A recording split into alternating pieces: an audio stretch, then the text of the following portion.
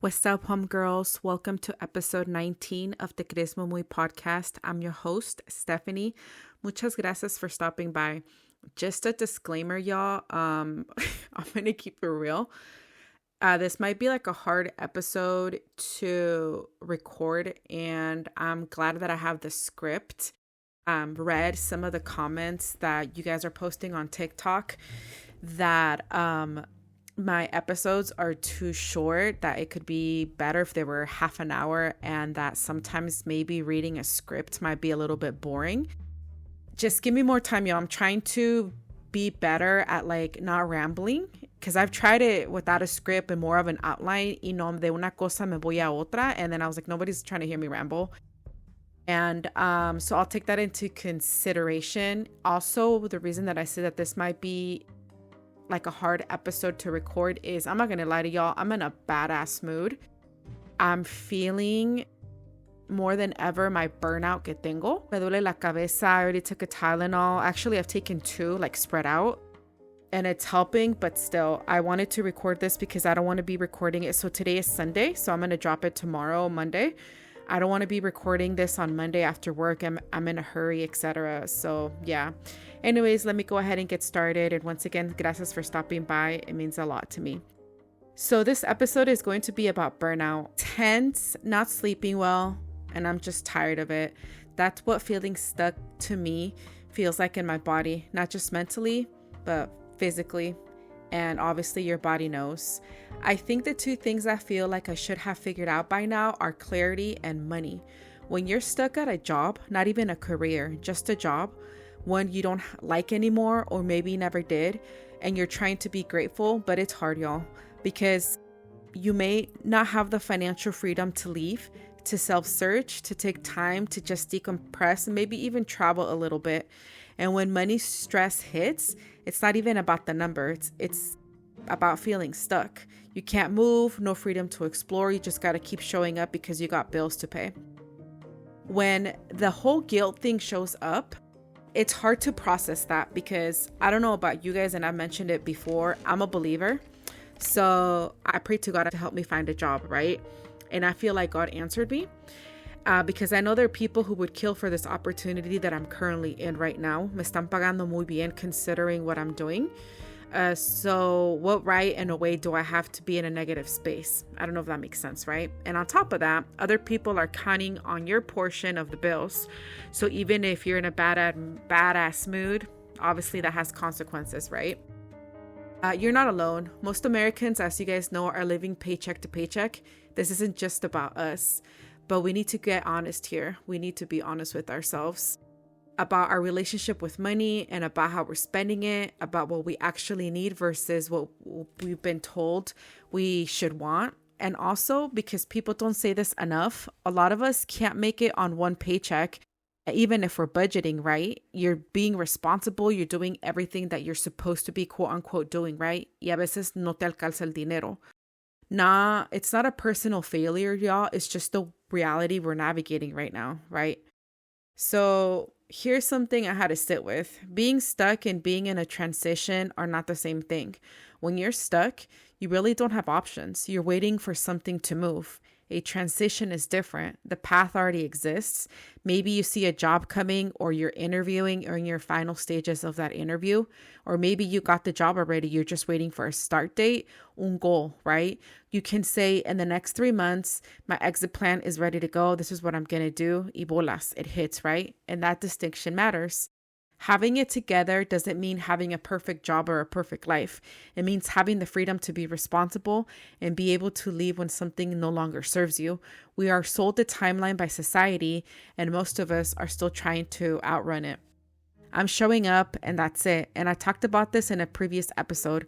Being responsible doesn't always look aesthetic. Sometimes showing up looks heavy. And a lot of people don't understand that just showing up is stressful when you're the one doing it. Some people te dicen live day by day, and you're like, no shit, Sherlock, I'm doing that. And it still feels really heavy, right?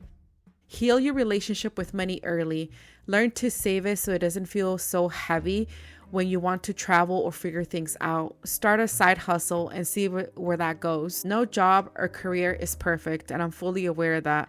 But be in something you can't tolerate while you keep learning. You're not alone, but we have to take action so this doesn't keep repeating. Learn the signs of burnout before it takes you out. If you're not in therapy, try to get there. If you are, ask for tools and use them, and manage your stress the best way that you can, because I know we can't be healing 24/7. That shit is stressful on its own. But I also want to be real with you. People love to say, just take it day by day, and I get it, but that day by day looks heavy, and that's okay to say out loud. We also have to talk about privilege. I say go to therapy, pero si apenas tienes enough for your chicles, how the crud are you going to be able to afford therapy? Or shit, let's keep it real. What happens when you're anti-therapy or you never really explored it? Then what? Is this where hobbies come in? But what happens when you're just burnt out and adding another thing to the list sounds like a hell nah or nah, ahorita no? That's totally valid. In the past, when I've been burnt out, I worked with a holistic nutritionist. We spoke about eating and supplements. But back then, morras, I'm going to keep it real. I was in a new position, like brand new a recruiting position that would have paid me over 120,000 racks a year. And guess what? It didn't last. The job was new and I didn't have the support. I wouldn't even take a lunch. I was salaried. I was hella stressed out. I was the only one, in a sense, recruiting. La cagué because I didn't advocate for myself early enough until it was too late and I was done. Y'all, I would wake up in the middle of, because I live in the North Bay, so I had recruited down to the South Bay and I was commuting to the peninsula. I'm in the Bay Area. And that commute, y'all, I didn't even care. Me gustaba. I was listening to podcasts. I was listening to different things. I liked the commute. I didn't have an issue with it, right?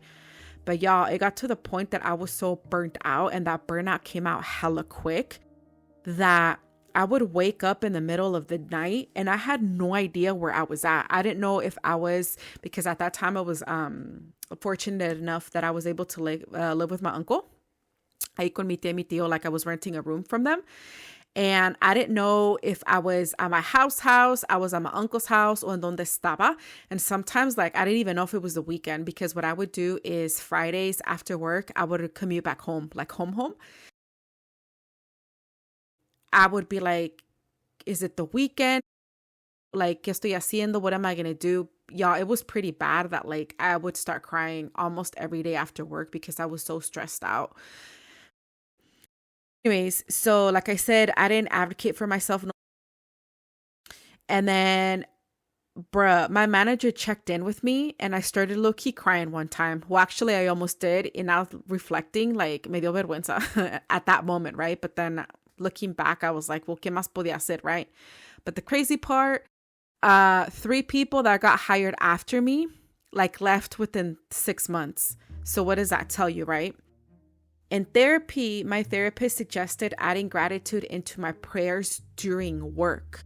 She knows what's going on. She told me that she would never tell me what to do, to stay or quit, but she made some valid points. If I quit with no plan, right, which I know it obviously saying out loud doesn't make any sense, the stress of not commuting would be gone, right, of not doing the job or lack of not doing a job, right? Me voy a quitar ese stress. But now I'm going to have the stress of not having money to pay my bills would replace that, right? And other people are going to be relying on my portion of certain bills. So then that guilt is going to rise, right? Because now they're going to have to step up y dar más because I wouldn't have any income any income to contribute.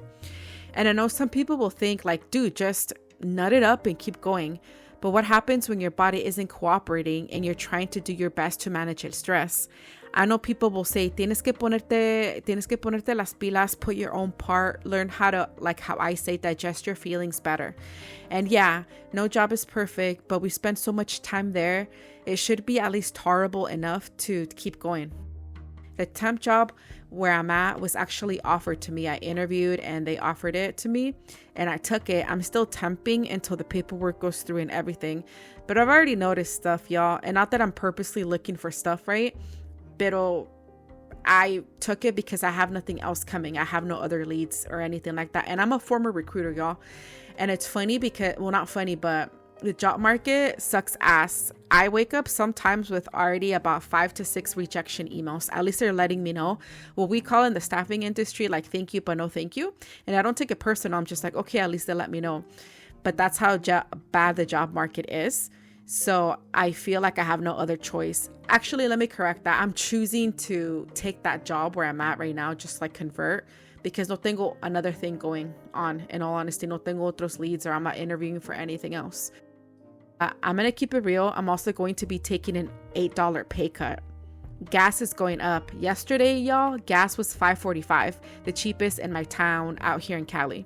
There are some other things que no me gustan, pero yeah, it's time to accept and be grateful when your body is tired. So, ¿qué se hace? Release and let God take over, but also accept that things won't be like this forever. And y'all, when people tell us vive day by day, the stress and stuckness doesn't go away. Duh. I guess it's more like tolerate what you can and the next day the same. Some of us are stuck until there's a massive shift in our lives.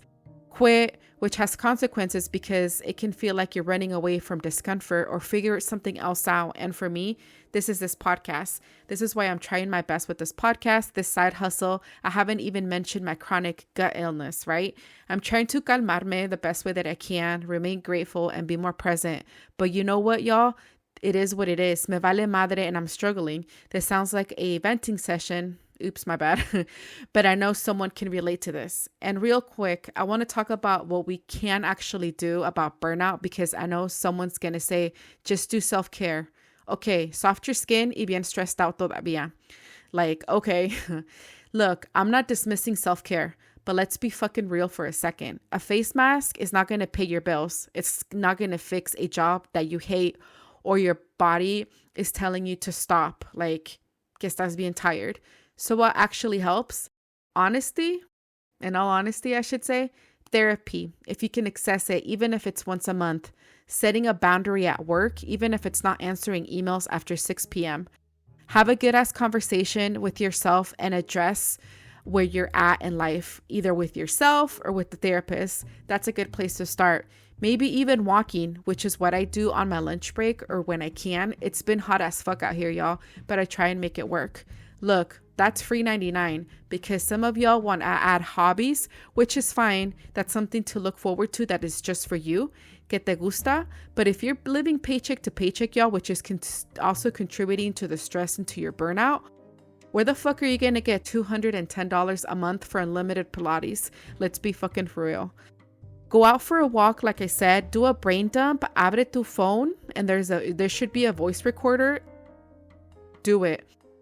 Grab my journal, y'all. It's $15, super accessible, and add the skincare routine too, right? But we gotta remember too that we also have to show up. Maybe I do need a hobby, and I could document that on TikTok. Let's see what I can come up with. Anyways, I'm done. I'm still pissed, pero a ver si se me quita later. I took it, like I said, a Tylenol. All right, y'all. Don't forget to follow me on TikTok. And I know this is a shorter episode, but it is what it is. I know that this episode was all over the place, but I want to acknowledge that I feel you and I understand what you guys are going for, because I understand right now, just listening to myself talk, it's a lot of complaining, right? And a lot of people are going to say, like, what you focus on is going to shift your reality. Very true. What's that thing called? Toxic positivity or something like that. Yes, we can be grateful for what we have, but it's feeling the stress about what is not going right. And obviously, like, that's why I'm saying try not to focus on it, pero sí es difícil. Like, I've noticed these last couple, maybe I want to say month or maybe a little bit longer. I just don't talk about it enough here on this podcast because I don't want you guys to get to the point to be like, dude, this girl's always bitching, right? I'm trying to have a better attitude. I am doing the prayer at work, like, gracias, Dios mío, gracias, God, whatever. Tengo un trabajo, you know, because there's a lot of people out here struggling que no tienen trabajo for whatever reason, whether it's the job market or they're trying to level up, no pueden, they're not being given that opportunity, right? I know that I chose this job, but no one forced me to take it. I have bills I have to pay. I could be irresponsible, y'all, and not pay them and let go, but I'm not trying to do that either, right? I'm trying to be responsible and stuff. At least I do feel guilt because I know that if I were to quit this job so I can get a little bit of time to just recuperate and stuff, it's not really going to help in a sense. Me va a quitar un stress and replace it with another one.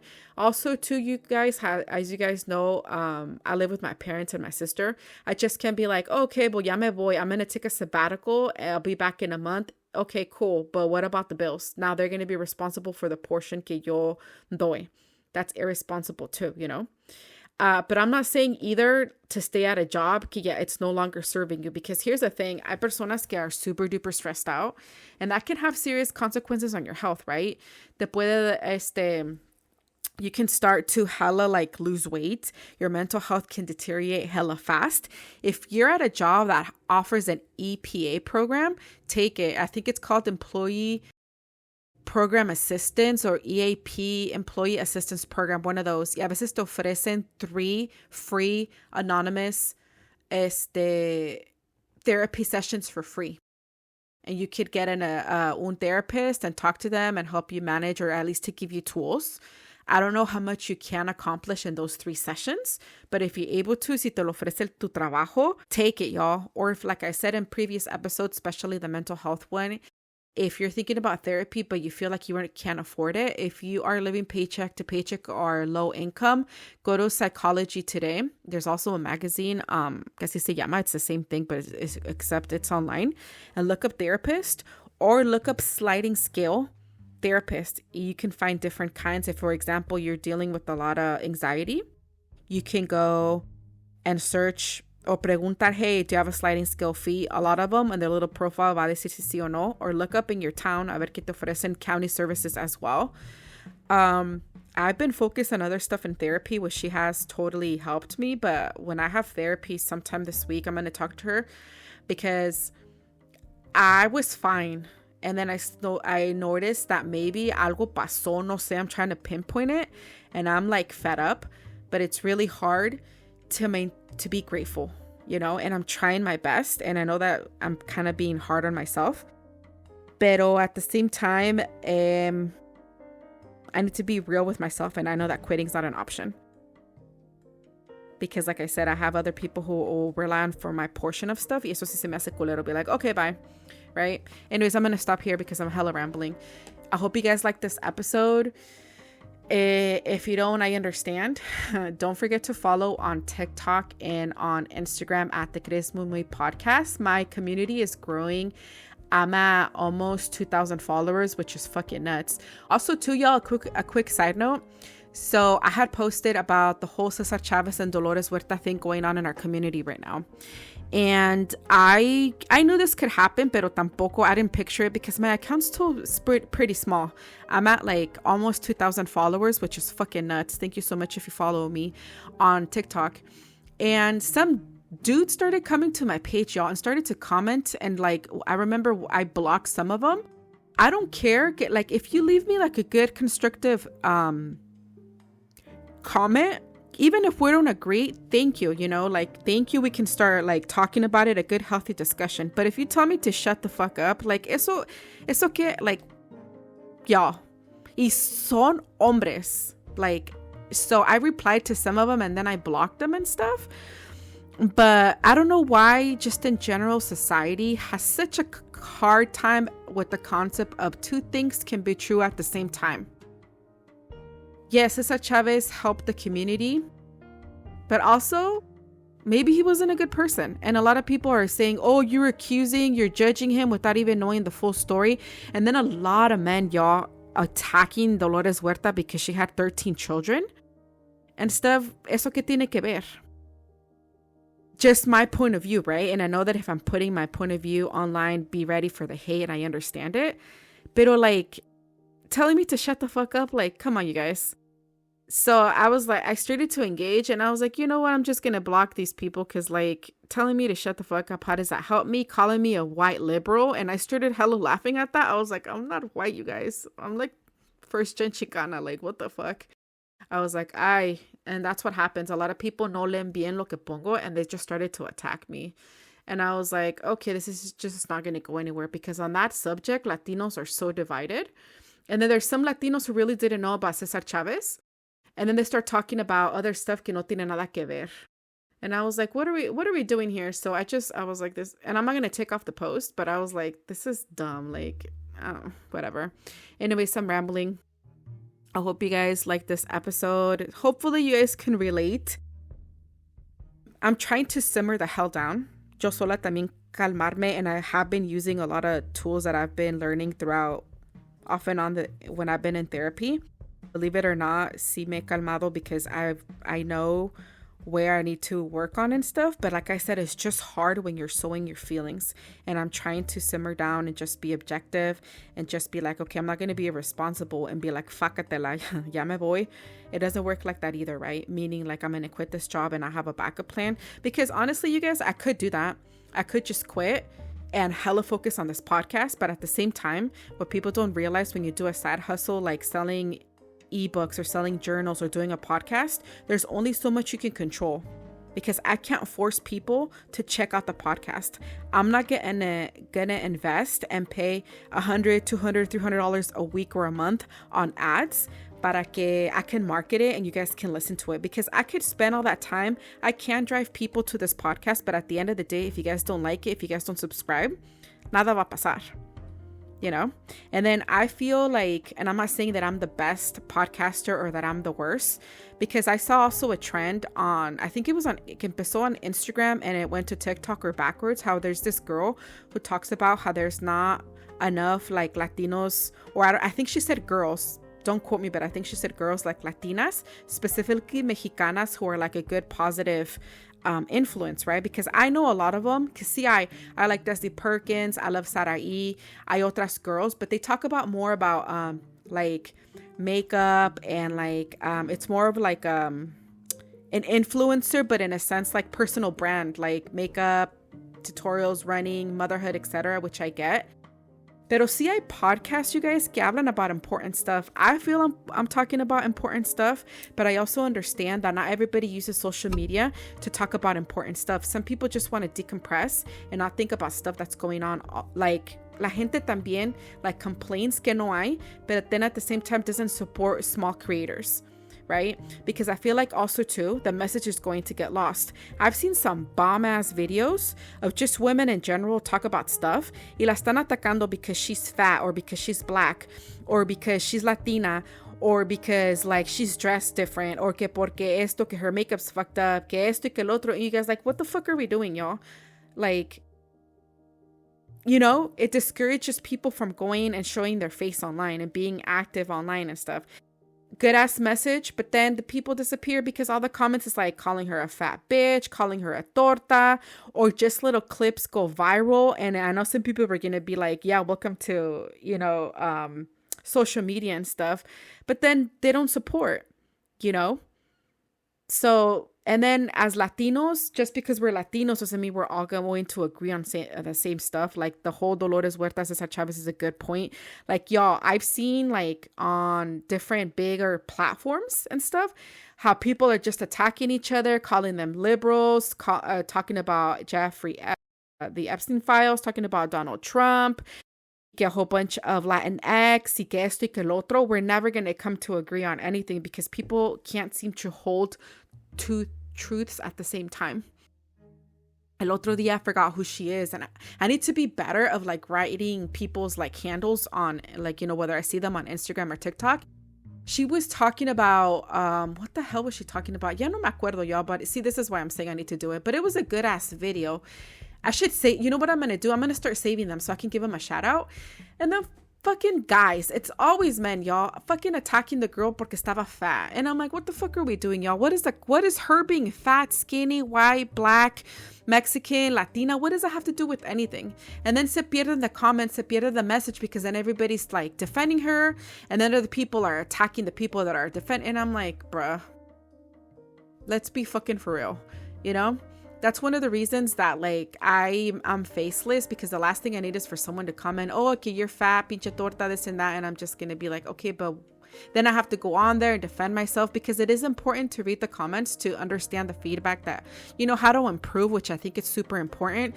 But you telling me to shut the fuck up, or you telling me that my podcast is boring, how is that going to help? It could be one thing if you're like gonna be like, hey, like, me gusta el podcast, but I think don't use a script because it's boring. It kind of takes away the authenticity. Or sabes que your podcast has potential because of this. Or you know what? I like your podcast, but I suggest next time mejor córtale aquí.